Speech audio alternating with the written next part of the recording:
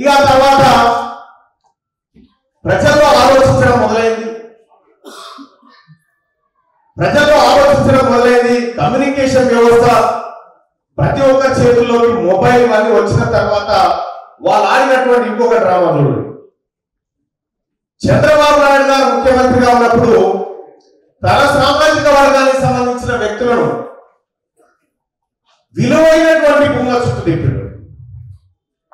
విలువైన భూముల చుట్టూ ఆ సామాజిక వర్గాన్ని తిప్పాడు. అలాగే ఆయన పోయి రాజశేఖర రెడ్డి గారు ముఖ్యమంత్రి అయిన తర్వాత ఇది బాగా వినాలి. మీకు హైదరాబాద్ లో ఉన్న ఇంజనీరింగ్ కాలేజీల పేర్లు ఏమైనా చెప్పగలుగుతారా? ఇంకా దానికి ఏదో షార్ట్ కట్ లో నేమ్స్ ఉంటాయి కదా,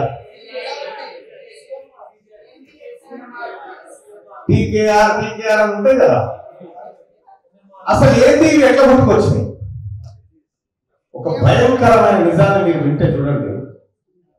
రాజశేఖర రెడ్డి గారు అధికారంలోకి వచ్చిన తర్వాత తన వర్గాలను ఆల్రెడీ భూముల వర్గాల్లోకి చంద్రబాబు నాయుడు తిష్ట వేసి కూర్చున్నాడు. ఇక మిగిలిందేంటి? తన వర్గాలకు నేను సంపద పంచి పెట్టాలనుకున్నప్పుడు ఏం చేయాలి? ఇంజనీరింగ్ కాలేజీ పెట్టించాడు.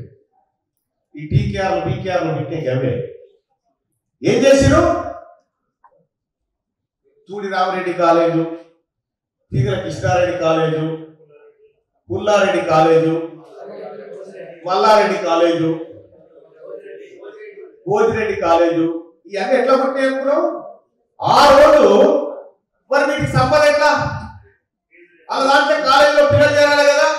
చలో ఈ బీసీ బక్రా ఉన్నారు కదా, ఫీజు రియంబర్స్మెంట్ నేరుగా ప్రభుత్వ ఖజానాలో వచ్చి వాళ్ళ జేబుల్లోకి డబ్బులు నింపేటువంటి ఒక స్కీమ్. అందులో క్వాలిఫైడ్ టీచర్స్ ఉండరు, క్వాలిఫైడ్ వసతులు ఉండవు, ఏమీ ఉండవు. కేవలం మీ సంపదను నేరుగా దోచుకోకుండా మీ ధరణ కట్టిస్తూ వాళ్ళ జేబుల్లో వేసుకునేటువంటి ఒక కార్యం. ఇదే కదా జరిగింది. అందరికీ శరార్థులు. పెన్నుతో మీకు మంచి సోపతుందా? తెలంగాణ యాసలో ముచ్చట్లు రాయడం మీకు తెలుసా? మీలాంటోళ్ళనే ఎత్తుకుతుంది మా క్యూ న్యూస్. మరి ఆలస్యం చేయకుండా మాకు ఫోన్ చేయండి. 8688892608. లైక్ చేయండి.